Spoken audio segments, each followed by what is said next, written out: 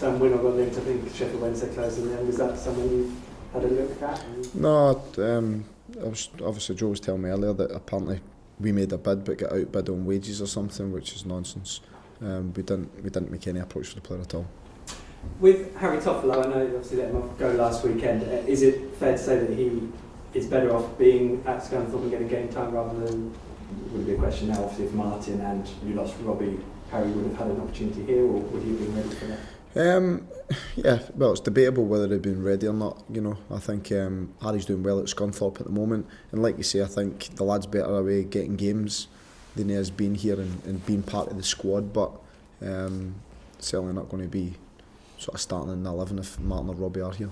Sure, and I think he's one of those who is out of contract, you know, but I'm sure there are options available and things like that, and they're things you're obviously conscious of with players who are out on loan and keeping track of that as to whether they can then do a job for you next year. Yeah, no, of course. I think we've got one eye on next year, as you always do have. Contract situations, as always, we are at least a year in advance looking and making sure that whatever we need covered, we've got covered.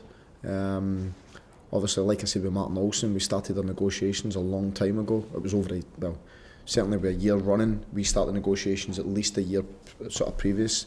It took a long time to get that across the line. But yeah, it's obviously worked well for us. And just finally, we spoke last week about the fact that you'd have a game on deadline day. So just put a word in so that you don't have a game to distract you on deadline day. Yeah, well, fortunately, we got an opportunity where we could sort of move that. So yeah, I was certainly keen to move it because I think deadline day is a day where you're sort of running about and you've got 3 phones and you're trying to put them all to your ears. So yeah, exactly. Lovely, cheers. Thank you. Cheers, thank you.